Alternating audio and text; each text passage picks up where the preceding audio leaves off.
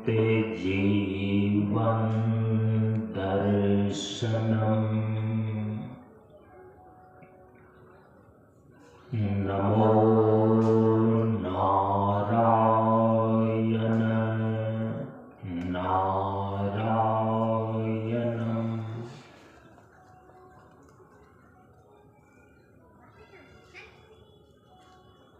सनातन धर्म के वैदिक परंपरा के अंतर्गत गुरु और शिष्य के बीच एवं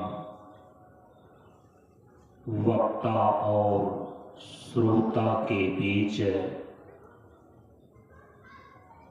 ज्ञान का आदान प्रदान होने के लिए प्रयुक्त वैदिक मंत्रों का पहले उच्चारण कर लें। ओम सहना भवतु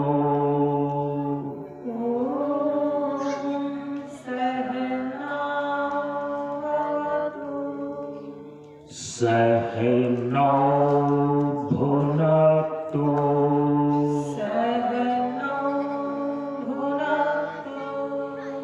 सह वीर्यं करवावहै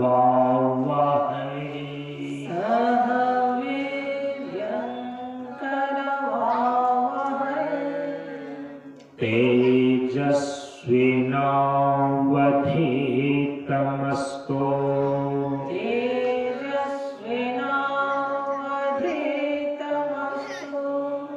मा विद्विषावहै।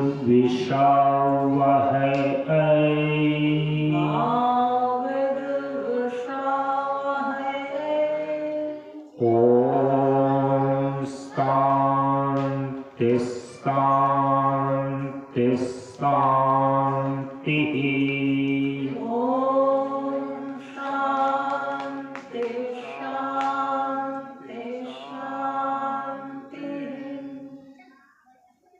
असतो मा सद्गमय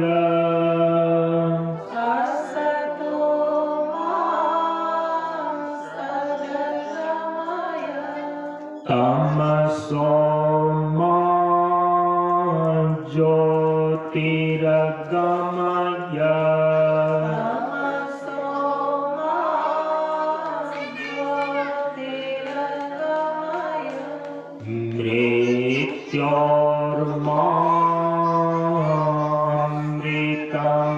मृत्योर्मामृतमगमय।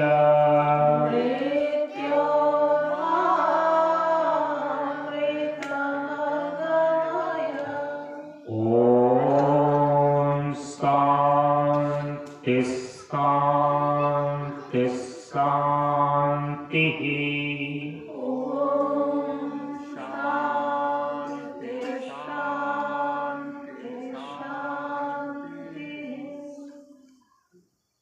सभी लोग थोड़ी देर के लिए मौन एवं शांत हैं।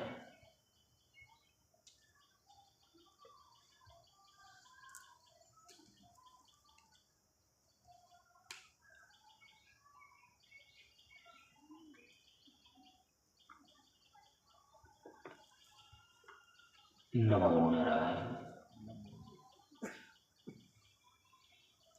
ब्रह्मानंदं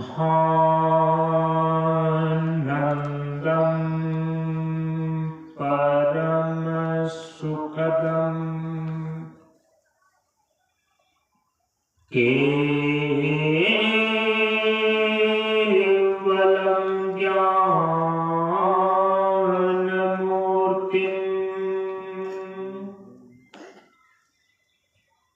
द्वन्द्वातीतं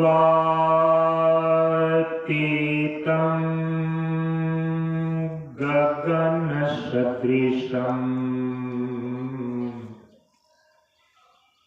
तत्त्वमस्यादिलक्ष्यम् एकं नित्यं विमलमचलम्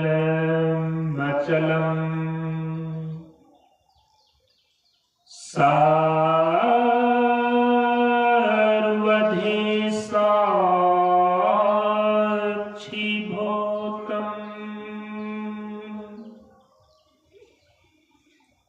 भावातीतं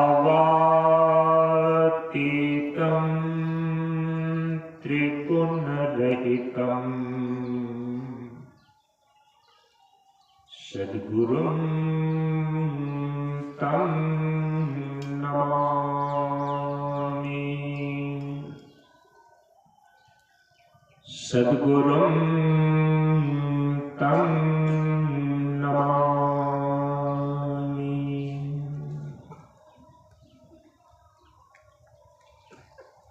श्री गुरु चरण स्पर्श अनुभूति ज्ञान मार्ग सत्संग के सानिध्य में उपस्थित श्रद्धालु सत्संग प्रेमियों, ज्ञान बढ़े गुणवान के संगत, ध्यान बढ़े तपस्वी संग किन्हों, बुद्धि विवेक विचार बढ़े संत सन्यासी सुसज्जन तिन्हों। इसलिए ज्ञानी वेद है ज्ञान से, व्याधा वेद है तीर, सद्गुरु वेद है शब्द से, भींगे सकल शरीर। प्रेमियों, हम सभी लोग प्रशांत योगाश्रम मनियर मंच पर संन्यास दिवस के उपलक्ष्य में प्रतिवर्ष होने वाले कार्यक्रम के अंतर्गत इस बार सन 2024 ईस्वी के 4 दिसंबर से लेकर 10 दिसंबर तक आयोजित 7 दिवसीय ज्ञान मार्ग सत्संग कार्यक्रम के आज तीसरे दिन के सत्संग में उपस्थित हैं। हम सभी लोग इस बार ज्ञान मार्ग सत्संग मंच के 37वें शीतकालीन वार्षिकोत्सव सत्र से जीवन विज्ञान सीरीज अर्थात जीवन विज्ञान पर विचार श्रृंखला का आरंभ किया है।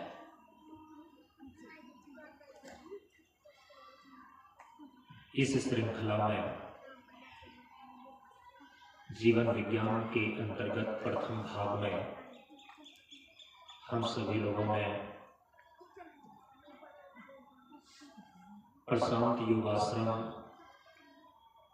गोवासा मंच पर आयोजित सत्संग कार्यक्रम सत्र में जीवन देवता की पूजा और आराधना पर विचार किया।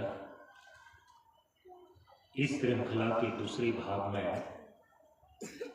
प्रशांत योगाश्रम कुरसाहा मंच पर सत्संग सत्र के अंदर जीवन के 3 मूलभूत प्रश्न, जीवन के स्वरूप, लक्ष्य और साधन पर विचार किया। हम सभी लोग इस विज्ञान सीरीज के तीसरे भाग के अंतर्गत इस प्रशांत योगाश्रम मनियर मंच पर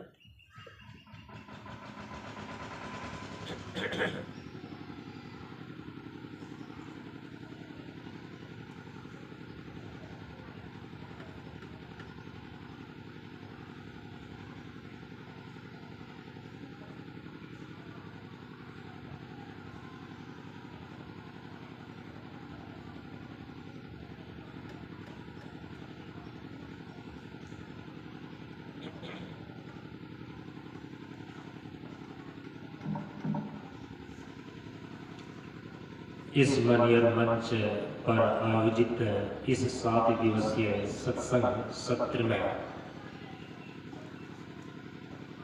जीवन जीने की कला, आर्ट ऑफ लिविंग पर विचार कर रहे हैं। जैसा कि कल के सत्संग में आप सभी लोगों ने श्रवण किया,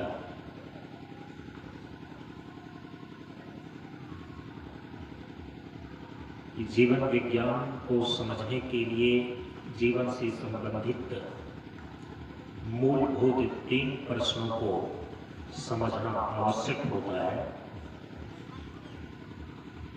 पहला प्रश्न है कि जीवन क्या है, अर्थात जीवन किसे कहते हैं।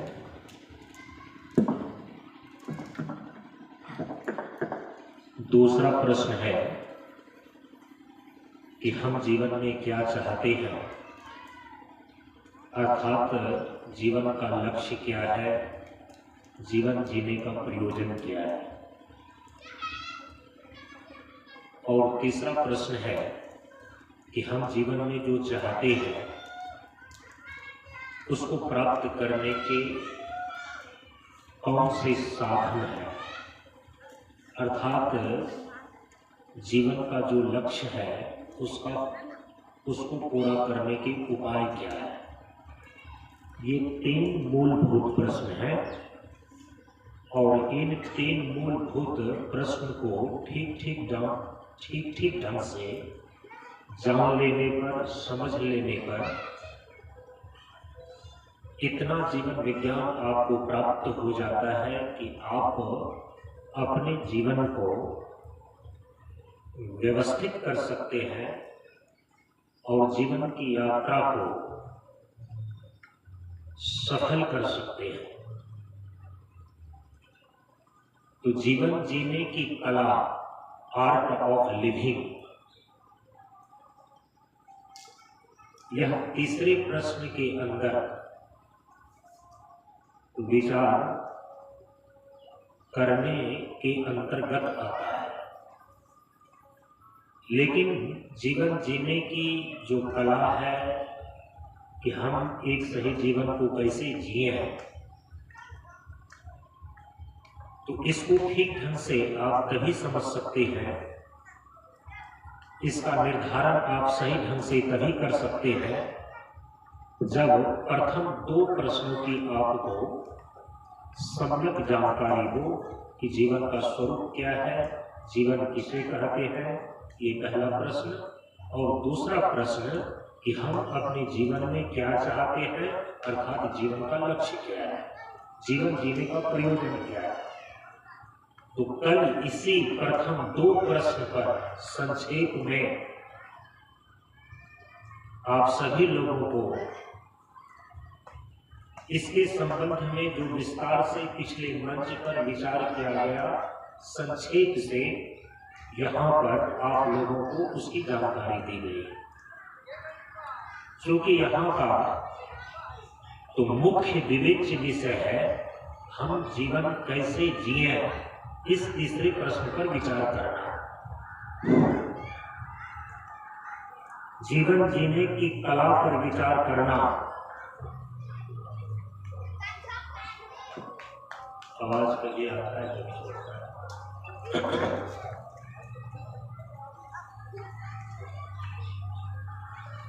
तो कल आप सभी लोगों ने यह श्रवण किया, ध्यान दीजिए।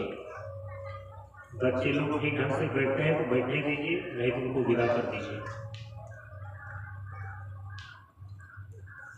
यहाँ कोई नाच गान नहीं है, यहाँ देखने की कोई चीज नहीं है, यहाँ सुनने और समझने की चीज है। जिनको सुनना है और समझना है वो शांति से बैठिए,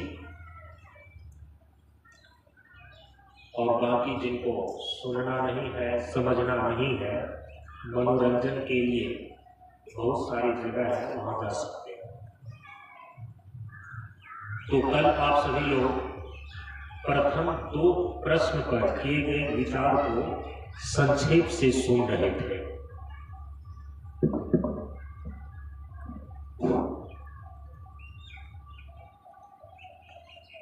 कि जीवन का स्वरूप क्या है, जीवन किसे कहते हैं।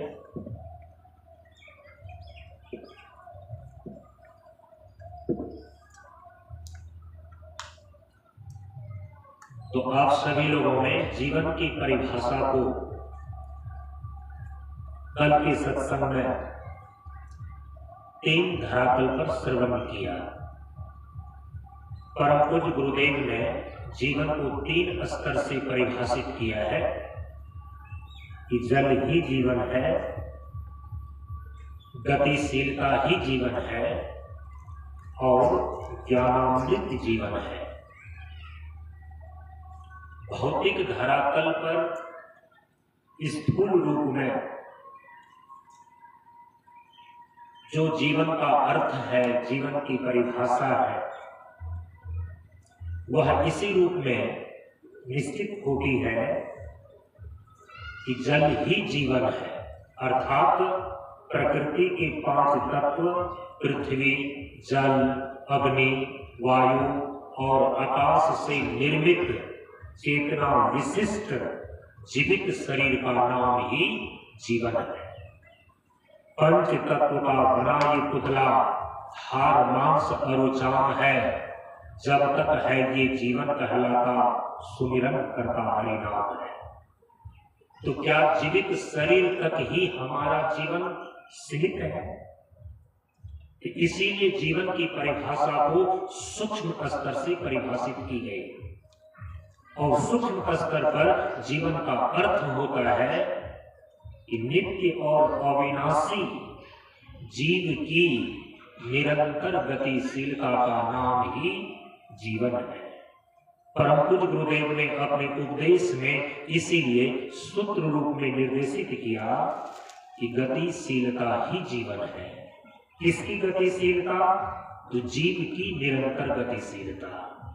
और यह जीव जो है शरीर के मर जाने के बाद भी, शरीर की मृत्यु हो जाने पर भी जीव का नाश नहीं होता। आकर 4,84,00,000 योनि भ्रमत यह जीव अविनाशी। फिरत सदा माया कर प्रेरा, काल कर्म स्वभाव गुण घेरा। यदि भौतिक दृष्टिकोण से जीवन की परिभाषा जीवित शरीर को लेकर के निश्चित होती है, तो आध्यात्मिक दृष्टिकोण से जीवन की परिभाषा जीव तत्व को लेकर के निश्चित होती है। गतिशीलता ही जीवन है। तो आध्यात्मिक दृष्टिकोण से सूक्ष्म धरातल पर जीवन की परिभाषा निश्चित की गई कि नित्य और अविनाशी जीव की निरंतर गतिशीलता का नाम ही जीवन है। लेकिन जो पारमार्थिक धरातल है, अंतिम धरातल है, सुपरलेटिव डिग्री, पारमार्थिक धरातल पर मौलिक रूप से जीवन का जो मौलिक स्वरूप है, उसके लिए परम पूज्य गुरुदेव अब जीवन के अर्थ को परिभाषित करते हैं कि ज्ञानामृत जीवन है। कहने का अभिप्राय है कि जीवन का जो मौलिक स्वरूप है वो कैसा है? कहा कि वह सत्य चित्त आनंद और द्वितीय ब्रह्म है। परम प्रभु स्वज्ञान जी का जीवन होवे ज्ञान। इस जीव का वास्तविक स्वरूप, इस जीव का मौलिक स्वरूप परम प्रभु पर ब्रह्म परमात्मा है। इसका ज्ञान, इसका बोध जीवन में हो जाए। प्रार्थना की पहली पंक्ति का यही अर्थ है। तो इसके द्वारा यह सिद्ध हो जाता है कि जीवन का जो मौलिक स्वरूप है वह सत्य चित्त आनंद और द्वितीय ब्रह्म है। इसीलिए इसको परम पूज्य गुरुदेव ने अपने उपदेश में सूत्र रूप में निर्देशित किया कि ज्ञानामृत जीवन है। गोस्वामी तुलसीदास जी महाराज ने रामचरितमानस के अंदर कहा कि ईश्वर अंश जीव अविनाशी, चेतन अमल सहज सुखासी। जीवन का जो मौलिक स्वरूप है, जीव का जो पारमार्थिक स्वरूप है, वो कैसा है? कहा कि ईश्वर अंश जीव अविनाशी, चेतन अमल सहज सुखासी, अर्थात सत स्वरूप है, चित स्वरूप है और आनंद स्वरूप है। इस प्रकार से जीवन क्या है, जीवन किसे कहते हैं? तो परम पूज्य गुरुदेव ने जीवन को 3 स्तर से परिभाषित किया। भौतिक धरातल पर जल ही जीवन है, आध्यात्मिक दृष्टिकोण से सूक्ष्म धरातल पर गतिशीलता ही जीवन है, लेकिन पारमार्थिक धरातल पर जीवन के मौलिक स्वरूप में तो फिर ज्ञानामृत जीवन है। यदि इतना आप जीवन के स्वरूप को, जीवन के अर्थ को, जीवन की परिभाषा को अपने ध्यान में रखते हैं, अब आप दूसरे प्रश्न पर आ सकते हैं, दूसरे प्रश्न पर विचार कर सकते हैं। दूसरा प्रश्न है कि हम अपने जीवन में चाहते क्या है, हमारे जीवन में चाह का विषय क्या है, अर्थात जीवन का लक्ष्य क्या है। जीव की जो निरंतर गतिशीलता हो रही है, इस जीवन यात्रा का, जीव की निरंतर गतिशीलता का प्रयोजन क्या है, जीवन जीने का प्रयोजन क्या है? इस दूसरे प्रश्न का उत्तर भी परम पूज्य गुरुदेव ने 3 स्तर से दिया है। इसको ध्यान में रखना चाहिए। 3 स्तर से, चूंकि जीवन की परिभाषा, जीवन का अर्थ 3 धरातल पर सुनिश्चित होता है, इसीलिए जीवन का जो लक्ष्य है, जीवन में जिस चीज को हम चाहते हैं, जीवन जीने का जो प्रयोजन है, वह भी एक स्तर से नहीं बल्कि 3 स्तर से सुनिश्चित होता है। इसको ध्यान में ले लें। हम सबसे पहले स्थूल स्तर पर भौतिक दृष्टिकोण से हम अपने जीवन में क्या चाहते हैं? सामान्य व्यक्ति का जीवन जीने का लक्ष्य क्या होता है, जीवन जीने का प्रयोजन क्या होता है भौतिक धरातल पर? इस पर यदि विचार किया जाता है तो ये बातें सामने आती है कि जीवन जीने के लिए आवश्यकता की चीजों में प्रमुख 3 चीज की ही मांग है, और वो 3 चीज है भोजन, वस्त्र और आवास। इसीलिए परम पूज्य गुरुदेव कहते हैं कि भौतिक जीवन के हैं 3 निशान, रोटी, कपड़ा और मकान।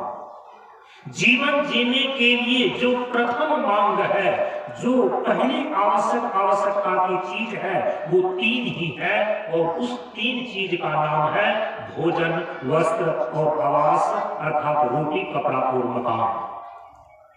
जीवन के भौतिक अस्तित्व को बनाए रखने के लिए जिस तत्व की आवश्यकता होती है, उसको बोलते हैं पृथ्वी, पानी, प्रकाश, पवन और आकाश।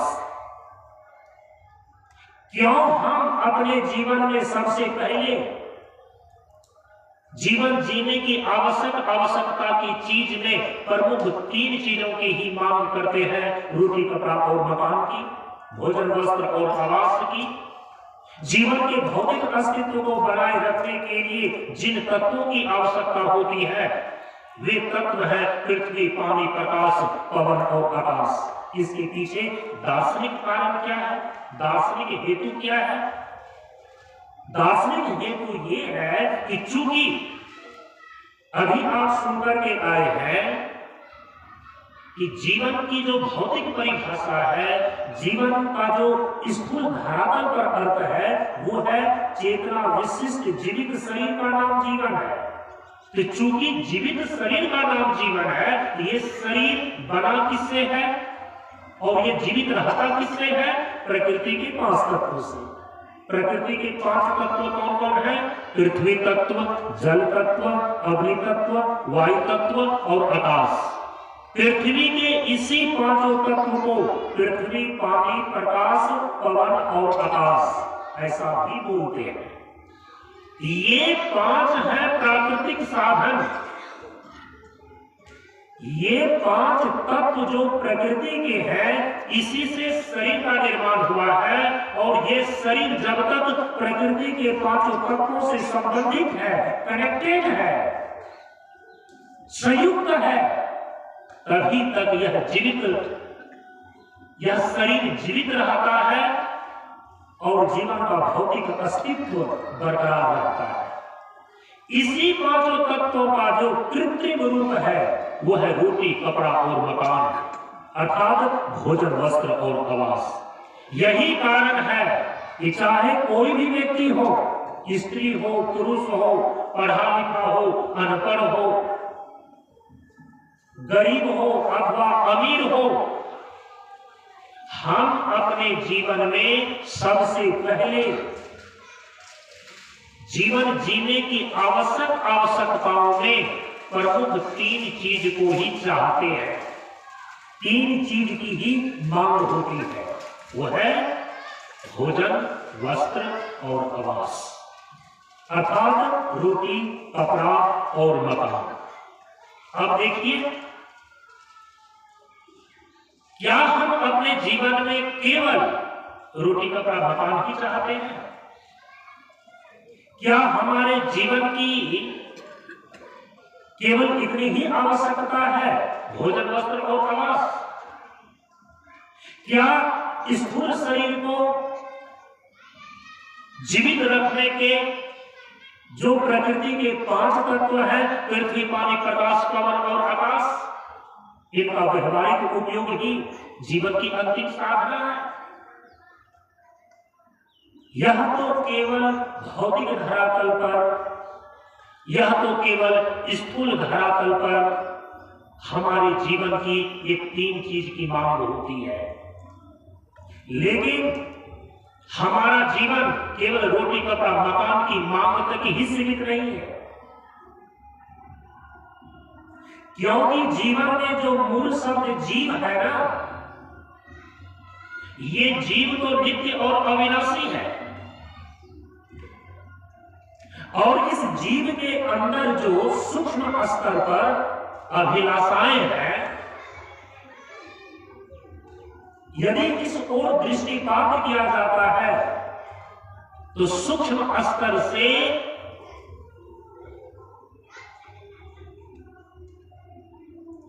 जीव के अंदर, उसके हृदय में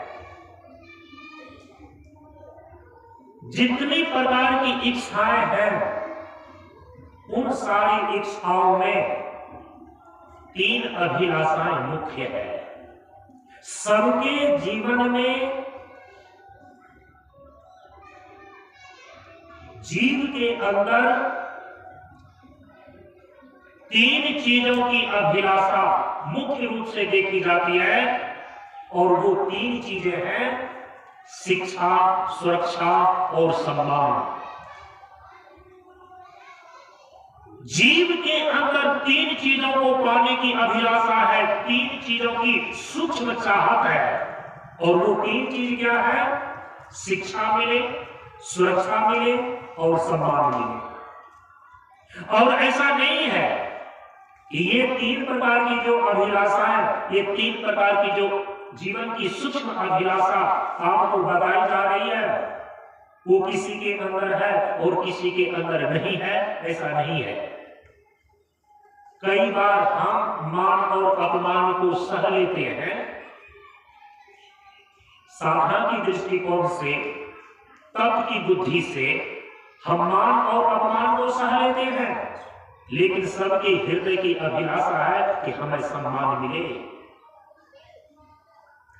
हम सब कोई अपने जीवन की सुरक्षा चाहते हैं, और जानते हैं, जो ही आप सुरक्षा बोलते हैं, सुरक्षा शब्द से सन्निहित जो अभिप्राय निकलता है उसका नाम है शक्ति। जिसके पास जितनी अधिक शक्ति है वो अपने आप को उतना ज्यादा सुरक्षित अनुभव करता है। हाँ, यह अब अलग बात है कि आज भौतिकवादी दृष्टिकोण से शक्ति का केवल भौतिक प्रयोग ही और उनका उपयोग ही विश्व स्तर पर लोग कर रहे हैं और अपने को शक्तिशाली बनाने के लिए, शक्ति संपन्न बनाने के लिए अणु और परमाणु बम का निर्माण कर रहे हैं। अणु और परमाणु बम का निर्माण करके आज देश अपने आप को शक्तिशाली राष्ट्र के रूप में घोषित कर रहा है विश्व के पटल पर। लेकिन याद रखिए कि केवल शक्ति का भौतिक स्वरूप ही नहीं होता है, बल्कि उस शक्ति का आध्यात्मिक स्वरूप होता है और आध्यात्मिक स्तर पर शक्ति का उपयोग और विनियोग भी होता है। लेकिन इतना निर्विवाद रूप से यह तथ्य सिद्ध है कि चाहे शक्ति का भौतिक प्रयोग हो, चाहे शक्ति का आध्यात्मिक प्रयोग हो, यदि आप शक्ति का आध्यात्मिक प्रयोग करने के लिए जानते हैं, आप आध्यात्मिक रूप से अपने जीवन को सुरक्षित रख पाते हैं। यदि कोई व्यक्ति शक्ति का भौतिक स्तर पर प्रयोग करता है, उसका उपयोग करता है, तो निश्चित रूप से भौतिक रूप से वह अपने जीवन को अधिक सुरक्षित रख पाता है। तो जब आप कहते हैं कि हम अपने आप को, चूंकि जीव अपने भीतर से सुरक्षा की अभिलाषा रखता है और यदि सुरक्षा की अभिलाषा रखता है तो उसके अंदर सन्निहित जो भाव है वो है ईश्वर को वह शक्तिमान बनाना चाहता है। क्योंकि जितनी शक्ति आती है उतना हम अपने जीवन को सुरक्षित करते चले जाते हैं। तो सम्मान की अभिलाषा सबको है, सुरक्षा अर्थात उससे सन्निहित शक्तिमान होने की अभिलाषा सबको है। और तीसरी जो अभिलाषा है वो है शिक्षा पाने की अभिलाषा। क्या एक मूर्ख व्यक्ति भी मूर्ख कहलाना पसंद करता है क्या? भले ही वह व्यक्ति मूढ़ हो, अज्ञानी हो, लेकिन यदि आप संबोधन में उनको इस प्रकार से संबोधित कर रहे हैं जिसके द्वारा उनकी मूर्खता ज्ञापित होता है, उसको मूर्ख कहा जा रहा है। एक मूर्ख व्यक्ति भी स्वयं को मूर्ख कहलाना पसंद नहीं करता। इसका मतलब है कि जीव के अंदर यह अभिलाषा है कि हम समझदार बने, हम विवेकवान बने, हम बुद्धिमान बने। उनके इस चाह को, इस अभिलाषा को आप समाप्त नहीं कर सकते। तो शिक्षा पाने की अभिलाषा सबको है, सुरक्षा पाने की अभिलाषा सबको है और सम्मान पाने की अभिलाषा सबको है। हम जीवन में क्या चाहते हैं? तो सूक्ष्म धरातल पर यदि विचार किया जाता है तो हर एक जीव के हृदय में ये तीन चीजों को पाने की अभिलाषा विद्यमान देखी जाती है। ये तीन अभिलाषाएं कौन कौन सी हैं? शिक्षा पाने की अभिलाषा, सुरक्षा पाने की अभिलाषा और सम्मान पाने की अभिलाषा। स्थूल धरातल पर तो तीन चीज ही व्यक्ति जीवन जीने के लिए चाहता है, रोटी, कपड़ा और मकान, भोजन, वस्त्र और आवास। लेकिन सूक्ष्म धरातल पर तीन चीजों की अभिलाषा सब जीव के हृदय में है। शिक्षा पाने की अभिलाषा, सुरक्षा पाने की अभिलाषा और सम्मान पाने की अभिलाषा। क्यों ये चाहता है ऐसा? गरीब हो, अमीर हो, पढ़ा लिखा हो, अनपढ़ हो, स्त्री हो, पुरुष हो, बालक हो, वृद्ध हो, जीव के अंदर जो ये तीन प्रकार की अभिलाषा है, ये तीन प्रकार की चाहत है, ये आपकी चाहत क्यों है? इसका दार्शनिक कारण क्या है, हेतु क्या है? अब इस पर ध्यान दीजिए। जैसे कि हम भौतिक धरातल पर यह विचार कर आए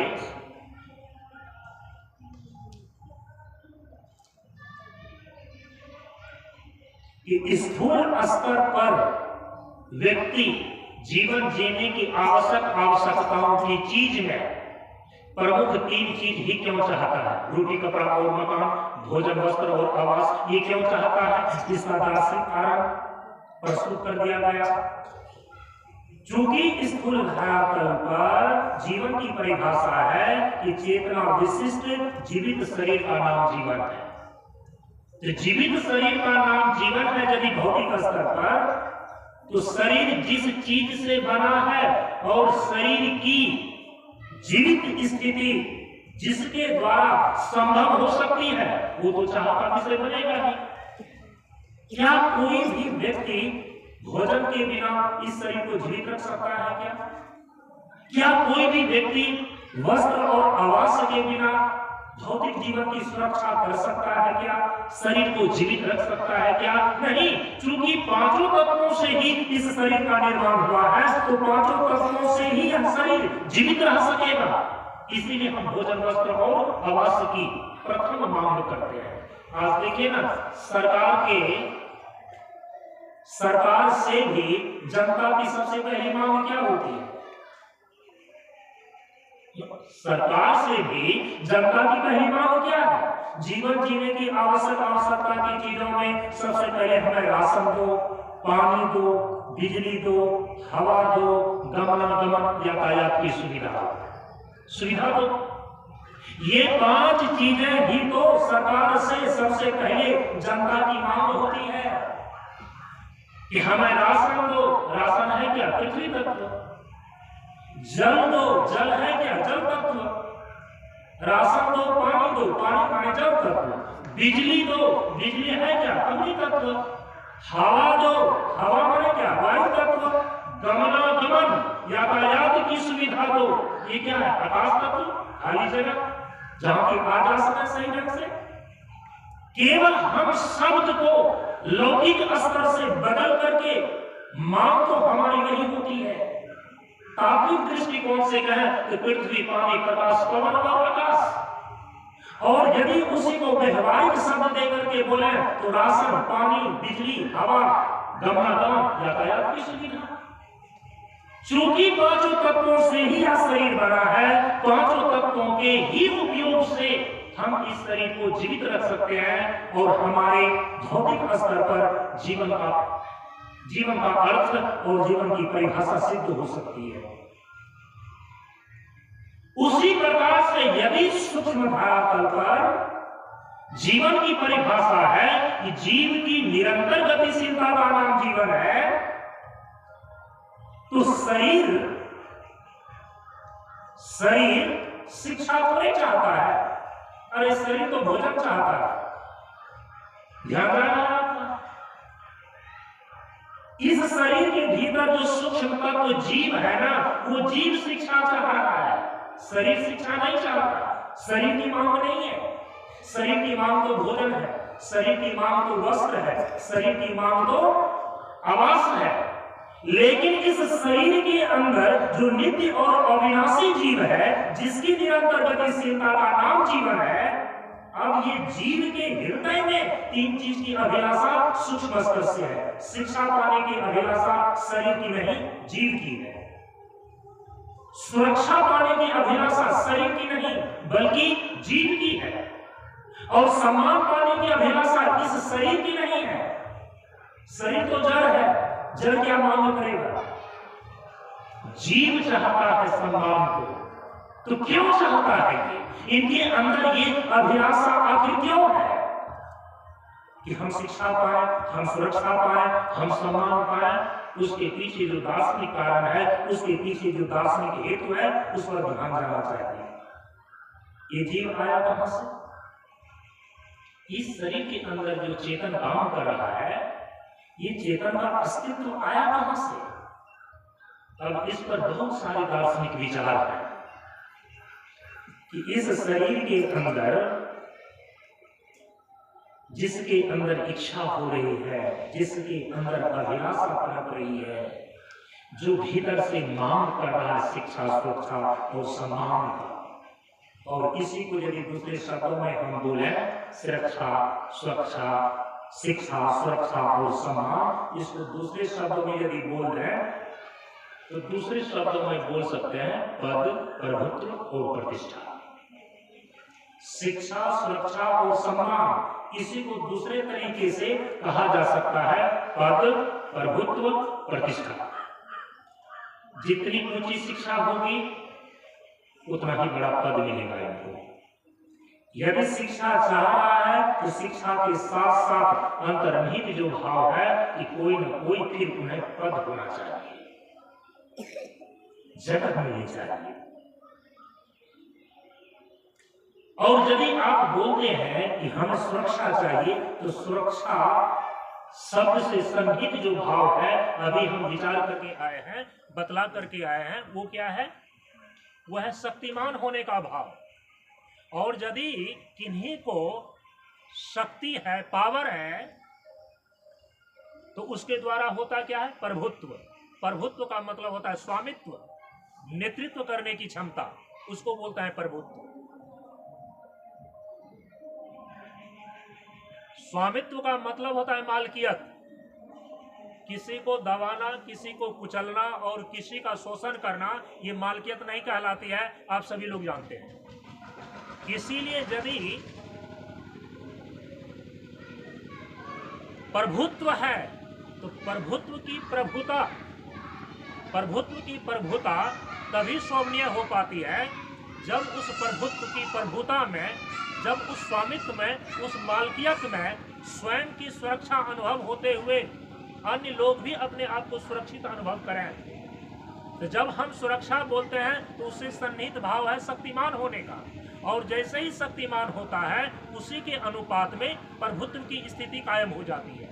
जैसे जितनी हमारे पास शिक्षा होती है उसी के अनुसार से हमें पद मिलता है। निश्चित रूप से हमारे अंदर शिक्षा, हमारे अंदर योग्यता का जो स्तर होता है वही स्तर, उसी के अनुसार से हमें पद की भी प्राप्ति होती है। तो शिक्षा के साथ साथ चलता है पद। सुरक्षा अर्थात शक्तिमान होने के साथ साथ चलता है प्रभुत्व, स्वामित्व। और जो सम्मान है ना, तो सम्मान और प्रतिष्ठा लगभग समान अर्थी शब्द है। सम्मान में है तो कई बार ऐसा होता है कि सम्मान थोड़ी देर के लिए कोई व्यक्ति थोड़ा सा पुरस्कार पा लिया, हाँ, कभी 2-4-10 लोगों के द्वारा फूल माला पहना करके उसको सम्मानित कर दिया गया। सम्मान जो है ना वह एक देशी है, सम्मान जो है ना वो एक कालिक है, सम्मान जो है ना वह एक कह सकते हैं कि क्षणिक है। लेकिन जब आप बोलते हैं प्रतिष्ठा, प्रकृष्ट रूपेण तिष्ठति,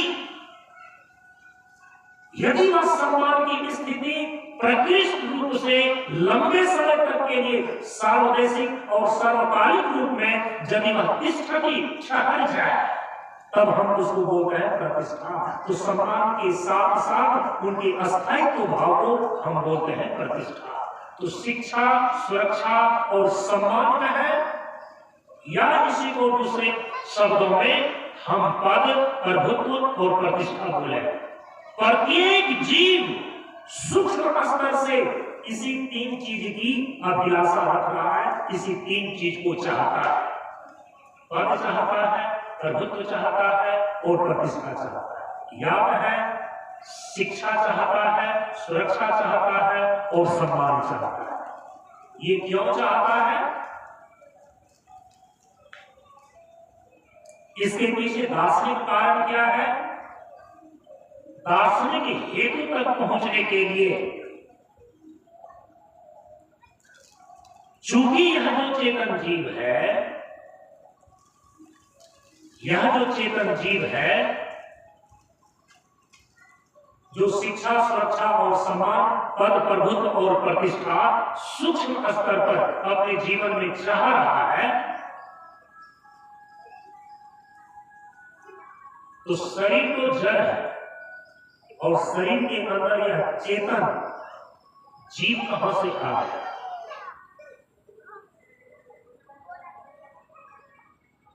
अब इस पर कई दार्शनिक विचार दृष्टिकोण है।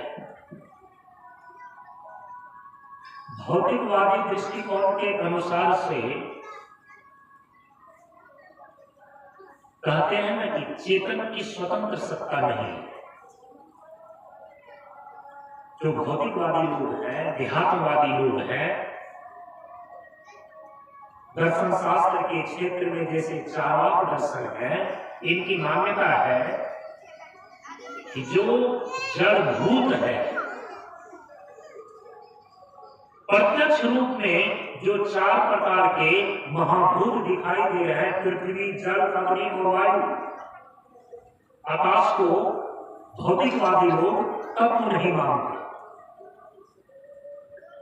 चूंकि प्रत्यक्ष में पृथ्वी दिखाई दे रही है, जल दिखाई दे रहा है, अग्नि दिखाई दे रही है, वायु दिखाई दे रहा है, महसूस होता है, इन 4 भूतों के संघात से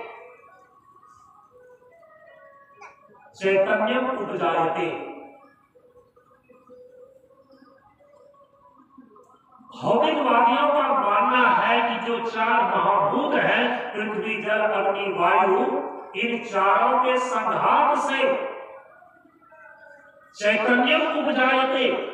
चेतना नाम की एक वस्तु है जो इस शरीर के भीतर विद्यमान रहने पर सुख दुख का अनुभव करता है, संकल्प विकल्प करता है, इच्छा और द्वेष उसके अंदर होता है। ऐसा जो चेतना नामक वस्तु है, चेतन तत्व है, इसकी अपनी कोई स्वतंत्र सत्ता नहीं है। 4 महाभूतों के संघात से जब यह शरीर बन जाता है तो इसी शरीर में चेतना नामक वस्तु का आविर्भाव होता है। भौतिकवादी ये दृष्टिकोण है। जैसे ये भौतिक जड़ भूत से यह शरीर बना और इसी शरीर में चैतन्य को उपजायते, चेतना नामक एक वस्तु उत्पन्न हो गई, और जब चेतना नामक चीज इस शरीर के भीतर रहती है तो उसी चेतना में सुख दुख का अनुभव होता है, उसी चेतना में इच्छा और द्वेष की उत्पत्ति होती है, और उसी चेतना में संकल्प और विकल्प होता है। ये भौतिकवादी लोग मानते हैं। जैसे ही शरीर नष्ट हुआ, 5 भूतों में मिल गया, तो चेतना नामक फिर कोई चीज नहीं शेष रह जाती। शरीर के नाश से चेतना का नाश हो जाता है। कोई नित्य और अविनाशी चेतन जीव नहीं है भौतिकवादी दृष्टिकोण से।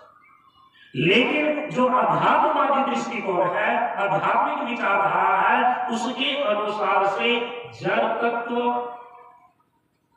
और चेतन तत्व दोनों की स्वतंत्र सत्ता है। और जो परम अध्यात्मवादी है वो तो केवल परमार्थ रूप से चेतन की ही सत्ता को स्वीकार करते हैं, और ये जड़ की सत्ता जो दृष्टिगोचर हो रही है, ये जड़ सत्ता तो उस चेतन तत्व का विवर्त रूप है।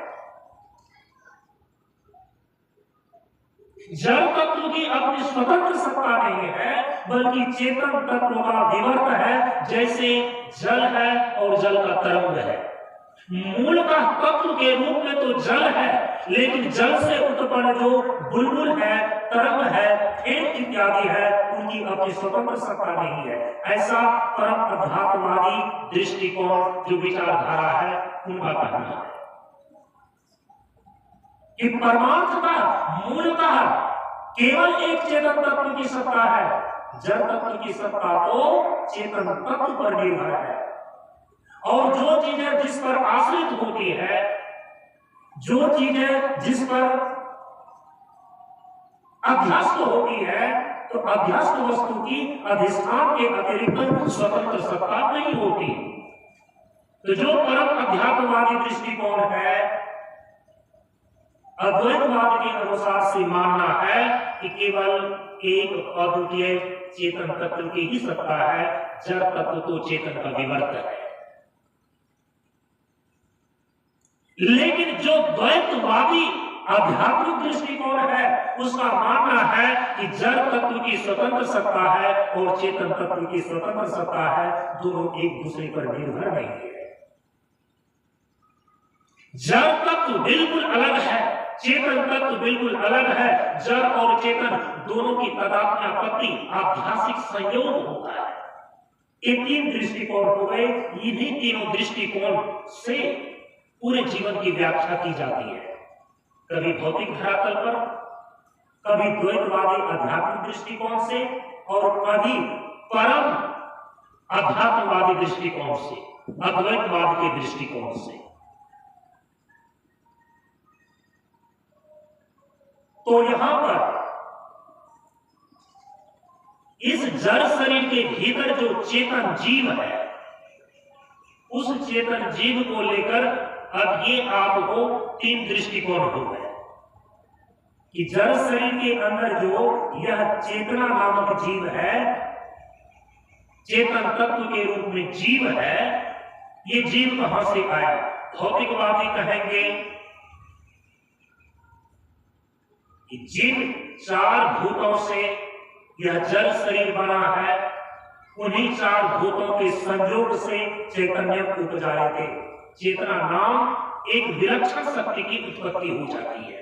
ये भौतिकवादी दृष्टिकोण है। द्वैतवादी आध्यात्मिक दृष्टिकोण जो है, उसका कहना है, अब वो कहेंगे कि ये जड़ शरीर प्रकृति के पंच तत्व से निर्मित है, पृथ्वी, जल, अग्नि, वायु और प्रकाश। लेकिन इसके अंदर जो चेतन जीव है, जिसके अंदर इच्छा उत्पन्न हो रही है, जिसके अंदर अभिलाषा है, जिसके अंदर सुख और दुख का अनुभव हो रहा है जीव के, जिसके अंदर संकल्प और विकल्प उत्पन्न हो रहा है, ऐसा जो चेतन जीव है, इस चेतन जीव की बिल्कुल अलग सत्ता है। ऐसा नहीं कि शरीर के नष्ट हो जाने पर जीव तत्व का नाश हो जाता है, ऐसा नहीं। आध्यात्मिक दृष्टिकोण के अनुसार से, आध्यात्मिक विचारधारा के अनुसार से, भौतिक जड़ शरीर के नष्ट हो जाने पर भी इस शरीर के भीतर जो सूक्ष्म चेतन तत्व जीव है, इसका नाश नहीं होगा। ये जीव आया कहां से? कहा कि जैसे प्रकृति से निर्मित यह जड़ शरीर है, इस जड़ शरीर के अंदर जो चेतन जीव है, वो समष्टि चेतन की सत्ता ईश्वर का अंश है। ईश्वर अंश जीव अविनाशी। आध्यात्मिक दृष्टिकोण से इस शरीर के अंदर जो नित्य और अविनाशी चेतन तत्व जीव है, यह समष्टि चेतन ईश्वर का अंश है, उनका प्रतिबिंब है। इसीलिए कहा कि ईश्वर अंश जीव अविनाशी, चेतन अमल सहज सुखासी। जड़ शरीर के विकलित हो जाने पर, जड़ शरीर की मृत्यु हो जाने पर भी जो समष्टि चेतन ईश्वर का अंश, सनातन अंश, चेतन तत्व जीव है, वह तो अविनाशी और नित्य ही बना रहता है, उसका नाश नहीं होता। यदि यह आध्यात्मिक दृष्टिकोण आपको पता है, तो आप इस चीज को अब समझ सकते हैं दार्शनिक धरातल पर कि इस जीव के अंदर ये प्रमुख तीन अभिलाषा क्यों है। ये क्यों चाहता है शिक्षा, ये जीव क्यों चाहता है सुरक्षा, ये जीव क्यों चाहता है सम्मान, ये जीव क्यों चाहता है पद, प्रभुत्व और प्रतिष्ठा। इसके पीछे दार्शनिक कारण क्या है कि चूंकि ईश्वर अंश जीव अविनाशी है। अब हमारे सनातन धर्म में ईश्वर का लक्षण क्या बताया गया है? यदि वो ध्यान में है, तब उस ईश्वर का अंश जो यह जीव है, इस जीव में पद, प्रभुत्व और प्रतिष्ठा पाने की अभिलाषा क्यों है, ये स्पष्ट हो जाता है। हमारे सनातन धर्म के अंदर जो ईश्वर का स्वरूप है, जो समष्टि चेतन सत्ता ईश्वर है, वो कैसा है, उसके लिए 3 शब्दों का प्रयोग किया जाता है, उनके 3 लक्षण बताए गए हैं। इस मंच से बार बार ये बातें बताई जाती है। परम पूज्य गुरुदेव ने कहा कि बुद्ध रहना ईश्वरत्व है। इसीलिए यदि ईश्वर को आप गाछ वृक्ष के समान यदि देखना चाहेंगे ना, तो वो दृष्टि का विषय नहीं बनता, क्योंकि ईश्वर जो है समष्टि चेतना है, और जो आपकी ये स्थूल दृष्टि है, यह तो एक देशीय वस्तु को, सीमित वस्तुओं को देख पाने का सामर्थ्य रखती है, इसलिए वो प्रत्यक्ष का विषय नहीं बनता। हाँ, अंदर में उनका साक्षात्कार अनुभव और अनुभूति आप कर सकते हैं। इसीलिए ईश्वर जो है, जो समष्टि चेतन की सत्ता ईश्वर है, उसके लिए 3 शब्दों का प्रयोग किया, उनके 3 लक्षण बतलाए गए हमारे शास्त्रों में कि ईश्वर कैसा है, कि ईश्वर सर्वज्ञ है। ईश्वर कैसा है, कि ईश्वर सर्वशक्तिमान है। ईश्वर कैसा है, तो ईश्वर सर्वव्यापक है। सामान्य रूप से ईश्वर की यही परिभाषा है। वो समष्टि चेतन की सत्ता जो सर्वज्ञ है, सर्वशक्तिमान है और सर्वव्यापक है, सनातन धर्म में उसी को ईश्वर बोलते हैं। जब ऐसे ईश्वर का ही सनातन अंश यह चेतन जीव है, कि इस जीव के अंदर ईश्वर के उस लक्षण को लेकर के इस जीव के अंदर पद पाने की, प्रभुत्व पाने की और प्रतिष्ठा पाने की अभिलाषा होगी ही होगी।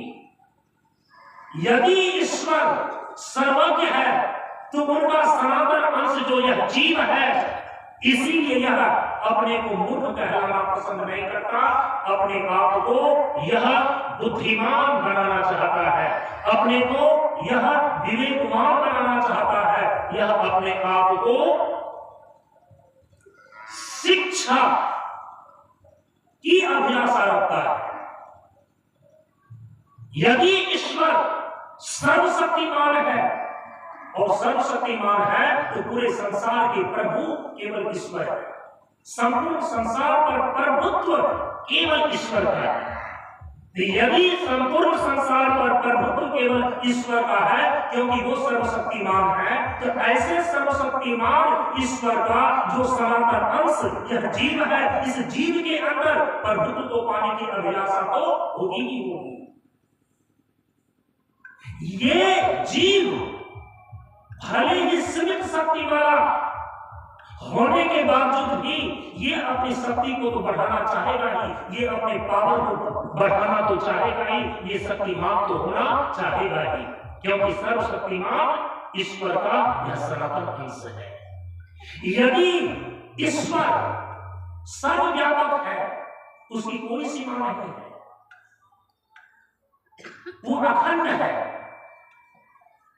तो यदि वो अखंड है, उनकी कोई सीमा नहीं है, तो जहां पर सर्वज्ञता और सर्वशक्तिमानता है, तो पूरे संसार में उसकी प्रतिष्ठा नहीं होगी, तो और किसकी प्रतिष्ठा होगी? इसीलिए इस संसार के नियंता कहलाते हैं ईश्वर। इस संसार में सर्वोच्च प्रतिष्ठा समष्टि चेतन की सत्ता ईश्वर की है। चूंकि जो ईश्वर सर्वव्यापक है, जो संपूर्ण ही संसार का नियंता है, शासन करने वाला है, ऐसे ईश्वर का जो सनातन अंश जीव है, ये क्यों नहीं प्रतिष्ठा पाना चाहेगा? ये क्यों नहीं सम्मान पाना चाहेगा? तो इसका उत्तर स्पष्ट हो गया कि जीव के अंदर पद, प्रभुत्व और प्रतिष्ठा पाने की अभिलाषा क्यों है। ये उत्तर स्पष्ट हो गया कि प्रत्येक जीव के हृदय में शिक्षा पाने की, सुरक्षा पाने की और सम्मान पाने की अभिलाषा क्यों है? क्योंकि ईश्वर अंश जीव अविनाशी है। चूंकि ईश्वर सर्वज्ञ है, सर्वशक्तिमान है और सर्वव्यापक है, इसीलिए ऐसे ईश्वर का जो सनातन अंश यह जीव है, इसके अंदर शिक्षा, सुरक्षा और सम्मान पाने की अभिलाषा, याद है पद, प्रभुत्व और प्रतिष्ठा पाने की अभिलाषा स्वाभाविक रूप से होगी ही होगी। तो हम जीवन में क्या चाहते हैं, सूक्ष्म स्तर पर ये चीजें स्पष्ट हो गई। स्थूल स्तर पर तो हम भोजन, वस्त्र और आवास चाहते हैं, क्योंकि शरीर उसी के द्वारा जीवित रह पाता है। लेकिन सूक्ष्म स्तर पर जो इस जीवन का सूक्ष्म परिभाषा है कि जीव की निरंतर गतिशीलता का नाम जीवन है, इस अर्थ में जो चेतन तत्व जीव है उसके अंदर तो सूक्ष्म स्तर पर 3 अभिलाषाएं देखी जाती है: शिक्षा, सुरक्षा और सम्मान पाने की, याद है पद, प्रभुत्व और प्रतिष्ठा पाने की। हम सूक्ष्म स्तर पर जीवन में ये 3 चीज चाहते हैं, सब कोई चाहता है। अब आइए पारमार्थिक धरातल पर मौलिक रूप में प्रत्येक जीव के अंदर जो प्यास है, जो नैसर्गिक इच्छा है, जिस चीज के लिए यह जन्मों जन्मों से व्याकुल और बेचैन है, जिसको पाए बिना, जिसको प्राप्त किए बिना, चाहे आप रोटी का मकान की भव्य व्यवस्था कर दें, चाहे आप इनको पद, प्रभुत्व और प्रतिष्ठा दे दें, फिर भी अतृप्त नहीं हो सकता, फिर भी इसकी प्यास नहीं बुझ सकती, फिर भी इसकी बेचैनी और व्याकुलता नहीं जा सकती, क्योंकि जीवन का जो मौलिक स्वरूप है ना, जीवन का जो अंतिम स्थिति है ना, वो सत्य, चित्त, आनंद और द्वितीय ब्रह्म है। क्योंकि जीवन की जो अंतिम परिभाषा है, जीवन का जो मौलिक स्वरूप है, वो सत्य, चित्त, आनंद और द्वितीय ब्रह्म है। इसीलिए मौलिक रूप में प्रत्येक जीव के अंदर 3 चीजों की नैसर्गिक इच्छा बनी हुई है, 3 चीजों की नैसर्गिक इच्छा। और जानते हैं नैसर्गिक इच्छा किसको बोलते हैं? वे इच्छाएं जो निसर्ग से परंपरा प्राप्त है। और जब निसर्ग से परंपरा प्राप्त बोलते हैं ना, उसका अर्थ होता है जब से इस सृष्टि का प्रारंभ हुआ है और जब तक यह सृष्टि बनी रहेगी। जब से इस सृष्टि का प्रारंभ हुआ है, जब तक सृष्टि बनी रहेगी और जब तक इस सृष्टि की धारा में यह नित्य और अविनाशी जीव निरंतर गतिशील बना हुआ है, तब तक इसके अंदर 3 प्रकार की नैसर्गिक इच्छा विद्यमान ही रहेगी। और वो 3 नैसर्गिक इच्छा क्या है? आनंद, अमरता और अखंड विज्ञान को पाने की। नैसर्गिक इच्छा का मतलब होता है कि वे इच्छाएं जो स्वरूपभूत है, वे इच्छाएं जो किसी चीज को देख करके पैदा नहीं हुई है, किसी चीज को सुनकर के पैदा नहीं हुई है, वे इच्छाएं जो जन्म लेने के साथ साथ जीवन भर तक और जीवन के आखिरी समय तक बना रहता है, जन्म जन्मांतर तक बना रहता है, हम उसको बोलते हैं नैसर्गिक इच्छा। उसको बोलते हैं नैसर्गिक इच्छा, जिस प्यास को लेकर ये जीव निरंतर गतिशील है। वो बेचैनी, वो व्याकुलता जिसको पाने की है इनको, उसको बोलते हैं नैसर्गिक इच्छा। और नैसर्गिक इच्छा स्वरूपभूत चीजों को लेकर के। इसीलिए जब तक आप अपनी मूल इच्छा को, जब तक आप अपनी मूल चाहत को, जब तक इस जीव की असली प्यास को आप नहीं समझ लेते हैं, तो प्रेमियों कई बार आप जीवन की यात्रा में जीवन के लक्ष्य तक नहीं पहुंच पाते। और जब जीवन के अंतिम जो गोल है, अंतिम जो इसका लक्ष्य है, यदि वो ध्यान में नहीं है, वो जानकारी में नहीं है, तो फिर आप भौतिक और सूक्ष्म स्तर पर रोटी कपड़ा मकान के पीछे, पद प्रभुत्व और प्रतिष्ठा के पीछे जा करके इसको हासिल करके आप सोचते हैं कि जीवन को हम पूर्ण कर लें, हम जीवन को संतुष्ट कर लें। तो कई बार रोटी कपड़ा मकान की भव्य व्यवस्था करके भी, पद प्रभुत्व और प्रतिष्ठा को पा करके भी यदि हम अपने भीतर से संतुष्ट नहीं हो पाते हैं, उसके पीछे कारण है कि अभी एक स्तर आपके जीवन का बाकी है जहां पहुंचना है आपको। जीवन का जो मौलिक स्वरूप है ना, वो सत्य, चित्त, आनंद अद्वितीय ब्रह्म है, ज्ञानामृत जीवन है। इसीलिए जब तक अखंड विज्ञान को प्राप्त नहीं कर लेता है ये जीव, ये तृप्त नहीं हो सकता। जब तक ये अमरता का अनुभव नहीं कर लेता, अमर नहीं हो जाता, तब तक यह जीव बेचैन और व्याकुल ही बना रहेगा, संतुष्ट नहीं हो सकता।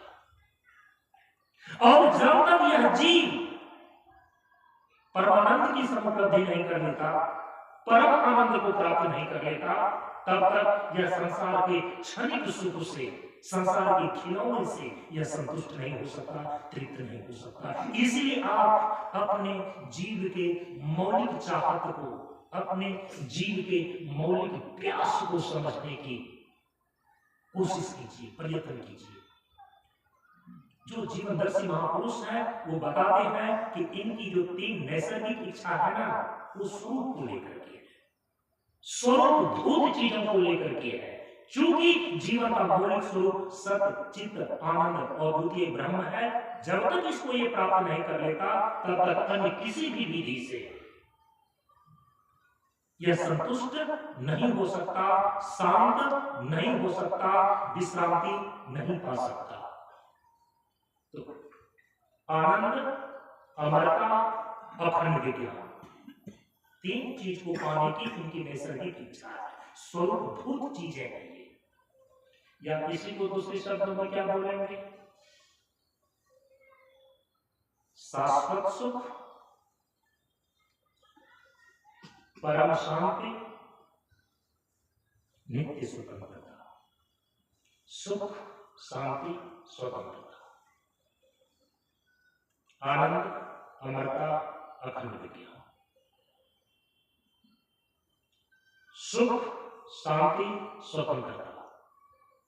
थोड़ा सा सुख जीव को मिलता ही है, संतुष्ट कहां है? क्या इस जीव का प्यास संसार के सुख को पाने का है? विचार करके देखें तो। और किनको संसार का सुख नहीं मिल रहा है? अरे ठीक है, आपको साधन का अभाव है, आपको नहीं मिल पा रहा होगा। जिनको साधन का भरमार है ये तो संसार के सुख पा रहे हैं। लेकिन उनको जाकर के पूछिए कि कलेजे पर हाथ धर करके ईमानदारी पूर्वक बताओ कि क्या तुम जीवन में संतुष्ट हो? उनका उत्तर होगा नहीं। सुख ही मिलना ये नैसर्गिक इच्छा नहीं है, सुख के साथ कंडीशन है कि हमें शाश्वत सुख मिलना चाहिए। अरे स्वर्ग के सुख से भी ये जीव संतुष्ट नहीं हो सकता, क्योंकि स्वर्ग स्वल्प दुखदायी, स्वर्ग के सुख में चूंकि ये दोष है, जो दोष युक्त सुख है ना, संसार सुख दोष युक्त है। धर्म सुखे दोषों अनुसंधियता, ऐसा सुख इस जीव की प्यास नहीं है। ऐसे सुख को पाने के लिए इनकी तड़प नहीं है, ऐसे सुख को हासिल करने के लिए ये बेचैन नहीं है। ये तो बेचैन है अपने स्वरूप भूत परम आनंद को प्राप्त करने के लिए, शाश्वत सुख को प्राप्त करना चाहता है। क्या शांति नहीं मिल रही है? क्या हमेशा व्यक्ति क्रोध में ही जी रहा है? क्या इस जीव को कभी शांति नहीं मिले? शांति तो मिल रही है। ऐसा तो नहीं कि हमेशा भीतर से इतना व्याकुल है, इतना पगलाया हुआ है कि नींद ही नहीं आती है, ऐसा तो नहीं है। अरे रात भर तो कम से कम शांति से सो जाता है, लेकिन रोज सोता है, फिर जगता है, बेचैन होता है, दौड़ता है, संसार की भागदौड़ लगी रहती है, फिर रात को विश्रांति प्राप्त करता है। ये तो दैनिक दिनचर्या है। लेकिन भीतर की प्यास इतनी शांति से मिट जाती है क्या? एक जीव की प्यास जो है ना, वो ये क्षणिक शांति को लेकर के नहीं है, ये क्षणिक विश्रांति को लेकर के नहीं है। जीव के अंदर जो प्यास है ना, वो परम शांति को लेकर है। जब तक यह परम शांति को उपलब्ध नहीं हो जाता, जब तक अपने प्रशांत स्वरूप को प्राप्त नहीं कर लेता है, तब तक ये संतुष्ट नहीं हो सकता। ये परम विश्रांति, परम निश्चिंतता की अनुभूति नहीं कर सकता। समझ रहे इस चीज को? परम निश्चिंतता की अनुभूति, परम शांति की अनुभूति जब तक ये प्राप्त नहीं कर लेता, तब तक इस जीव के अंदर जो व्याकुलता है, जो प्यास है, जो इनकी बेचैनी है, ये दूर नहीं हो सकती। इसलिए केवल शांति नहीं, ये चाहता है परम शांति। ये केवल सुख नहीं चाहता है, ये चाहता है शाश्वत सुख। और अंत में जो तीसरी चीज है स्वतंत्रता। तो क्या आपको जकड़ कर कोई बांध करके रखा है क्या? ठीक है, कोई अपराध किया, सरकार ने बांध करके जेल में डाल दिया, आपको बेल मिल गया, सजा से मुक्त हो गए, तो आप तो फ्री होकर के स्वतंत्र होकर के घूम रहे हैं। लेकिन क्या आपको ऐसा लगता है कि हम सभी बंधनों से छूट गए? हमारे ऊपर कोई बेलियां नहीं है? यदि सूक्ष्म धरातल पर आप विचार करते हैं और जीव के अंदर जो नैसर्गिक इच्छा है इस पर ध्यान देते हैं तो पता चलता है कि नहीं, अरे यदि ऐसे देखते हैं तो बेलियां ही बेलियां है, बंधन ही बंधन है। और विद्या का बंधन, कर्म का बंधन है, कामना का बंधन, ये तीन प्रकार के बंधन है इस जीव के ऊपर। कर्म का बंधन है, नहीं भी चाहते हैं कर्म करना पड़ता है, चाहे कर्तव्य की भावना से ही क्यों न हो। कामना है, कामना का बंधन, न चाहते हुए भी, लेकिन अंदर जो इच्छाएं हमको सता रही है वो काम करने के लिए मजबूर कर देती है। और विद्या का बंधन, दुनिया की ढेर सारी चीजों को जान लिया लेकिन स्वयं को नहीं जान सका है कि यथार्थ में मैं कौन हूं और क्या हूं। ये अज्ञानता रूपी जो आवरण है ना, ये लगा हुआ है, ये अज्ञानता का और विद्या का बंधन अभिशेष है। भले ही बड़ी बड़ी बिगड़ियां मिल गई है, बड़ी बड़ी उपाधियां मिल गई है, लेकिन अपने परमात्मा स्वरूप का ज्ञान नहीं है। और विद्या का बंधन मूल में बैठा है, स्वरूप और ज्ञान की और विद्या। कामना का बंधन है, ढेर सारी कामनाएं हैं, अभिलाषाएं हैं, इच्छाएं हैं, वो तो बांध करके आपको रख रही है। कहां है स्वतंत्रता? कर्म का बंधन लगा हुआ है, न चाहते हुए बहुत कुछ करना पड़ता है, चाहे कर्तव्य की भावना से ही क्यों हो, तो कर्म का बंधन लगा हुआ है। स्वतंत्रता आपकी जो है ना वो बहुत ही सतही है।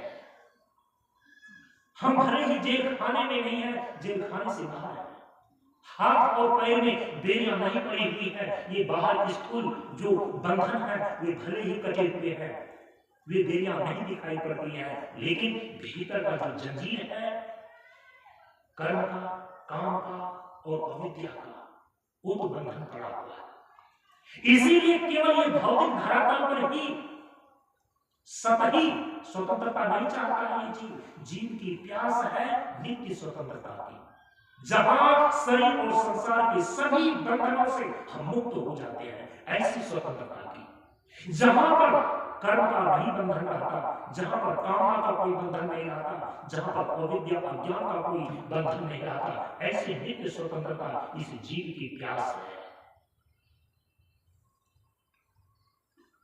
तो मौलिक रूप में प्रत्येक जीव के अंदर तीन प्रकार की ये नैसर्गिक इच्छा है, आनंद, अमरता और अखंड विज्ञान को पाने की, या कहें शाश्वत सुख, परम शांति और नित्य स्वतंत्रता प्राप्त करने की।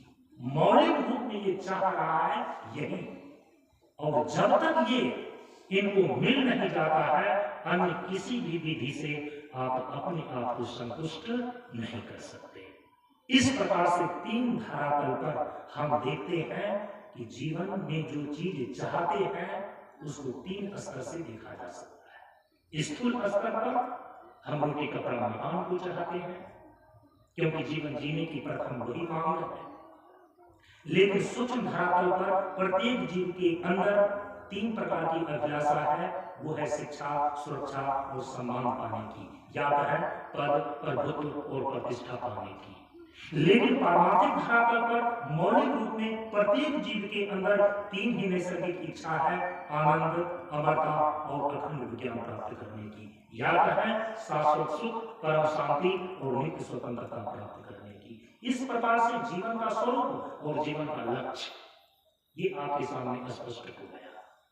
अब तीसरे प्रश्न पर विचार किया जाता है कि हम कैसे जीवन को व्यवस्थित करें, कैसे जीवन को जिए, जीवन जीने की कला, आर्ट ऑफ लिविंग क्या है, कैसे हम अपने जीवन को सजाएं और संवारें कि स्थूल धरातल से लेकर के पारमार्थिक धरातल पर ये तीन स्तर में जो चीज हम चाहते हैं वो हस्तगत हो जाए, वो प्राप्त हो जाए। जीवन सार्थक हो जाए, जीवन की यात्रा सफल हो जाए, वो जीवन पूर्ण हो जाए, इसी पर तो विचार करना है यहाँ के सत्संग में।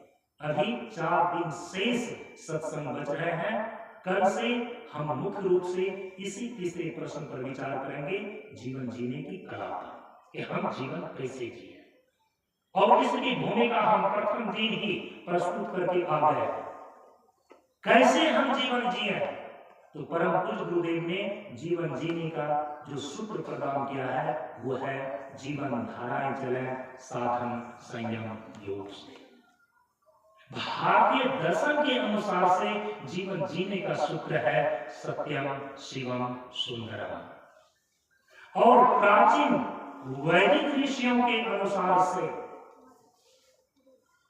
जीवन जीने का सूत्र है जीवन में अर्थ, धर्म, काम और मोक्ष पुरुषार्थ को सिद्ध करना। इसी की पूरी व्याख्या हम अगले दिन के सत्संग में करेंगे। आज अपनी वाणी को यहीं पर विराम देते हैं। आज इतना ही।